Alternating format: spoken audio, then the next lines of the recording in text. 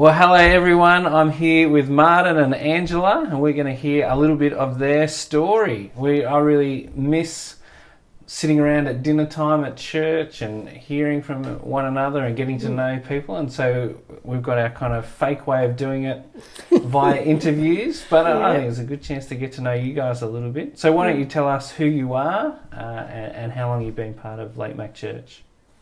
Angela? My name's Engela. I've been at church since just before. When did we start? We don't have to give a date, do we? No, for at least 7 years. We in the church from the beginning, really. Yeah, so since before we were Lake Mac Church, and we were a thought in a few people's mind. Yes, Exactly, and we started from a house church. So, And this is true for both of us. Yeah. So since the beginning. From the beginning. Now, you two, I know, are both from different parts of the world. Do you want to share with us kind of where you've come from and when you arrived in Australia? Martin? Well, I was born in the Netherlands a long time ago now.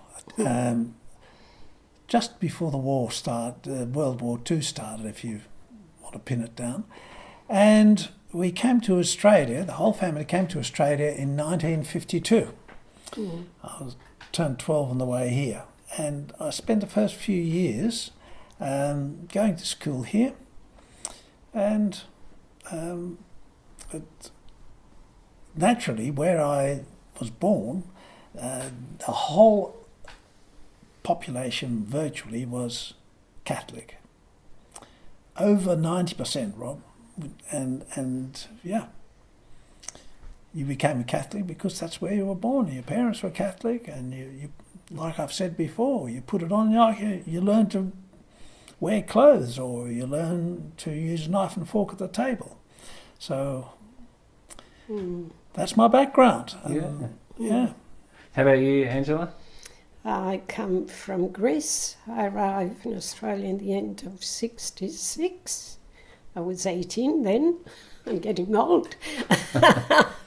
My background is Greek Orthodox, and I went to church not every week, but when I went, I guess the culture there is different to what it is here in Australia.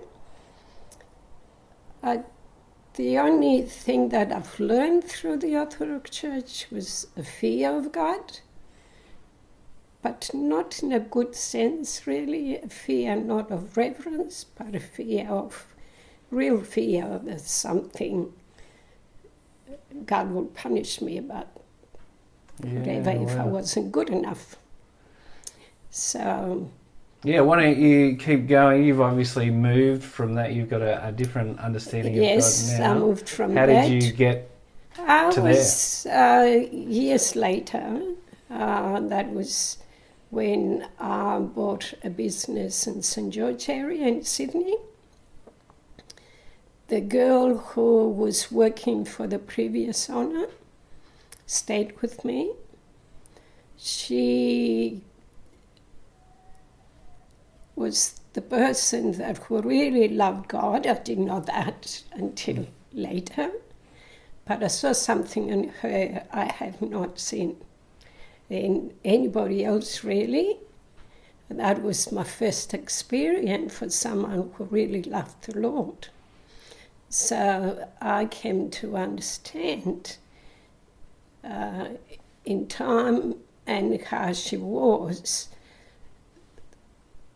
I guess I shouldn't say I came to understand. I couldn't understand why she would be the way she was, like she had no problems in the world.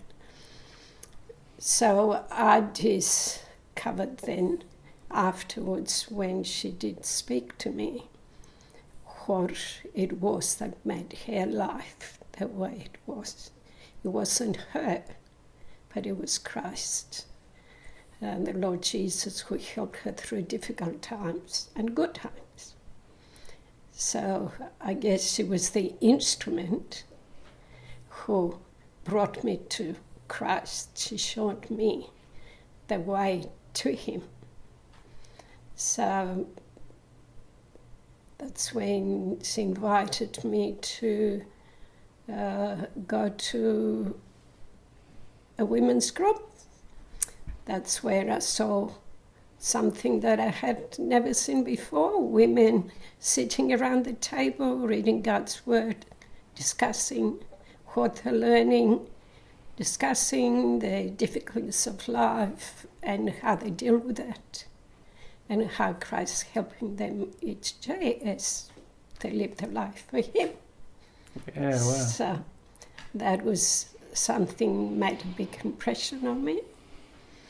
Then I got myself a Bible by my friend's recommendation to start reading. And with her help, she helped me through difficult times, and she showed me the ways of how to learn and what Christ is all about and what He's done for me. So it was maybe 6 months later, after our first discussion, that I came to know the Lord. Yeah, wow. I gave my life to Him. And it wasn't because I thought, well, He helped her, therefore He will help me. It was my need, my searching all the years, the emptiness I had, that nothing can fill that space until I realized what I needed, and only Christ could fill that void. And that was the day that I really recognized that I needed to do that. I needed to come to Him in repentance, to ask Him to forgive me for not trusting Him, for not thinking of Him, and getting to know Him. So then I went down my knees and asked Him to come into my life and forgive me and help me through life the way that He want He want me to live, sorry. So I get confused here with the words, but that's how it started. Yeah, wow. Yeah, through this friend who cared, who had a hunger for serving the Lord and helping other people to see the truth. Yeah, great. So that was mine. Thank you for sharing. That's wonderful. How about you, Martin? So, Well, as I previously shared, I come from a Catholic background, and when we came to Australia, I went to a Catholic school for 4 years, and that was run by Christian brothers who largely came from Ireland, and the cult of the saints is common in the Catholic Church, but I think the Irish have an extra dose of it somehow. yeah, right now, can I jump in and just, what do you mean by cult of the saints? If I'm familiar with that expression. If you want to speak to God, if you have problems in your life, if you want to ask for God's help, you don't talk to Him, you don't speak to Him, you don't know. You talk to somebody who's worthy to talk to Him, like a saint, who's obviously gained God's ear because they've been such good Christians. And that's basically what it's about. So you pray to saints that they will put your case to God. And that's the sum up what the cult of the saints is. And I saw this in excess with them, and I could see that this was wrong. This didn't fit with my understanding of don't make graven images, don't have other gods. It seemed to me to be wrong. But it wasn't everything that I learnt about Christianity there. There were services, praise services, in which I really had a spiritual experience. It wasn't until I was in my teens, or late teens, that I came across some books by C.S. Lewis, and they had a huge impact on me. In particular, the book Mere Christianity showed me what Christianity is really about. And that changed my attitude towards what it was like to be a Christian. But in that book, C.S. Lewis tries very hard not to be denominational in any way, and so it certainly didn't lead me away from the Catholic Church. And it wasn't until I was in my 30s that I really developed a hunger for some a richer spiritual life. And I came across a charismatic group within the Catholic Church, and they seemed to have a way of living which was much more aligned with what I thought Christians should be living, the way Christians should be living. And so I joined them, and being with them was the occasion of me giving my life to the Lord. But there was no depth in that group, and it wasn't long before it fell apart, but it certainly did change me. And I still stayed with the Catholic Church, and by then I had discovered that there were other people that thought similarly to the way I thought. Stayed with them until I was challenged by Engela here. She said, "Look, you really can't stay there. If you have problem reading the Bible, come to my church, where we have a pastor who preaches directly from the Bible and works through books in the Bible, much the same way as we do here in our church at Lake Mac." And so I went there and stayed. And ever since I've been in even evangelical churches.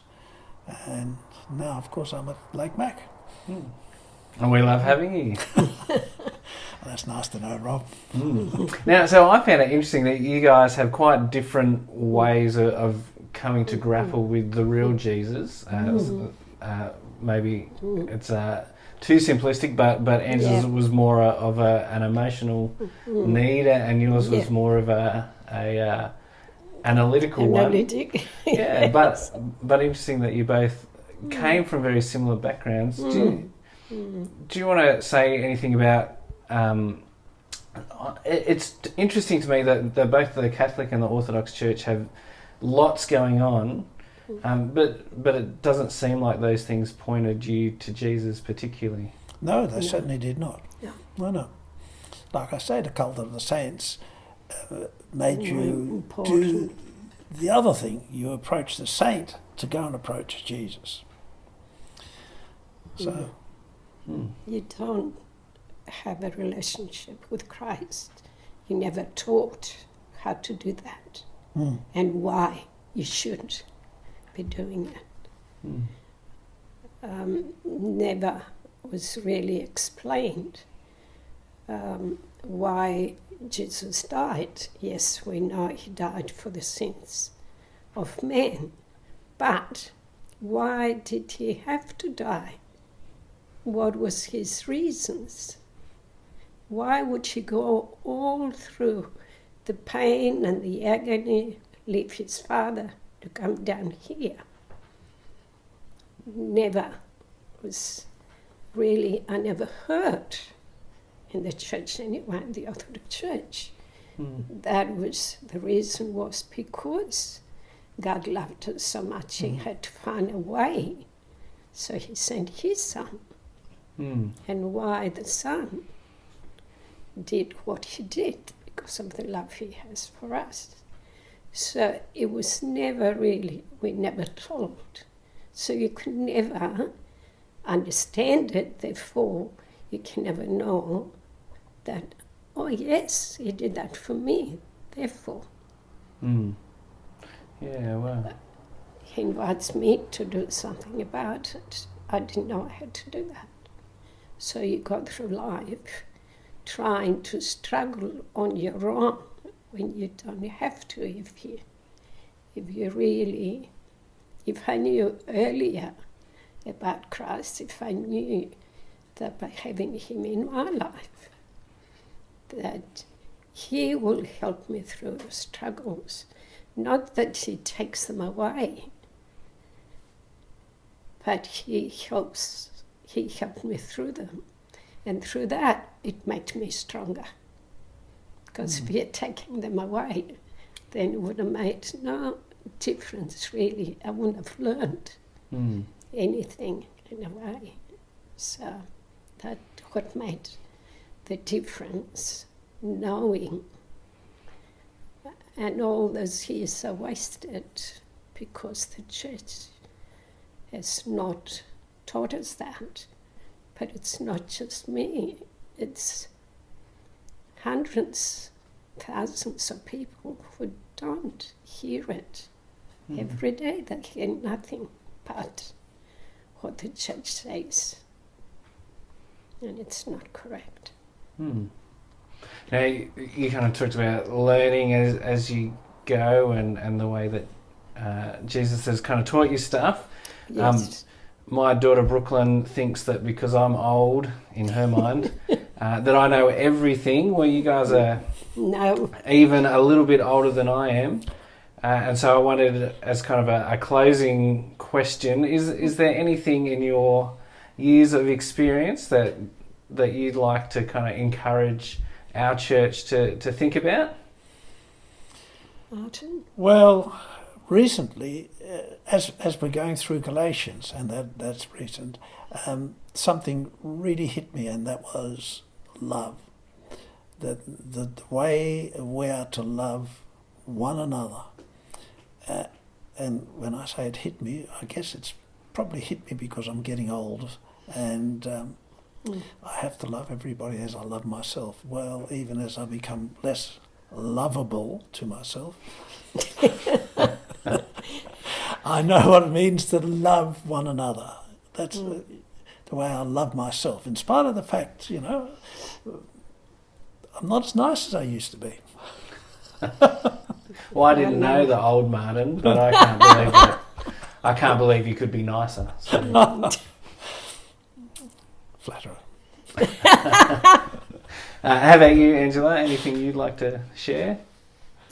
Well, I've learned through knowing Christ through the years, I've learned a lot of how to rely on him instead of relying on myself.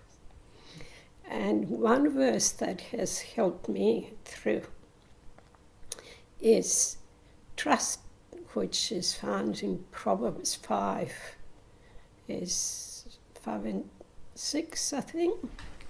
3, 5 and 6 I reckon you're going for. That's right. I know because it's a thank you. kid's song as well. Right. Trust in the Lord with all your heart. Yes. Lean not unto your own understanding, but acknowledge him and he shall direct your path. That helped me a lot of understanding and able to get on in life, but trusting him. In spite of what might come through my life, that I am not alone. And the other verse that it's really been a verse that I have not forgotten, because coming to know the Lord later, try to memorize verses, it's not the same. And as you get older, you don't remember them, even though sometimes they come and you think, oh, I thought I'd forgotten that. No, it comes to you. But this particular verse is found in Romans 8:28. Trust in the Lord. Now, all things work together for good for those who love the Lord, according to his purpose. So I've learned that lesson through the years, how to whatever we might think, however we might see life and difficulties, because they're not, even today, I can't say life is rosy, because it is not. There are things that go wrong with family, with sickness, with things that really touch your heart. But knowing that in spite of all that, all things work together. So he had to teach me to learn and trust him on that. Mm. And through the years, I proved that yes, he does. Because looking at my life, how it was and what it is, in spite of the difficulties, I can still rejoice. Mm. And if I have a bad day, it's not because the Lord is giving me a bad day, it's because I'm allowing or my mind or things to take me away from it and trying to work things in my own way. And then soon enough you discover, no, that's not the way I should be going. It's the way that I know that Jesus wants me to go. Mm. So I have to be learning. Each day it's a struggle. It's not easy, but with him, it makes it all worthwhile. Hmm. Yeah. Sure does. Well, we'll wrap it up there. And we eagerly look forward to being able to have a meal together and hear more from one another and keep hearing more of your story. Lovely to be back. Yeah. Hopefully soon. Yeah. Pray really hard. Yeah, we miss everybody. Yeah, really, absolutely. It's been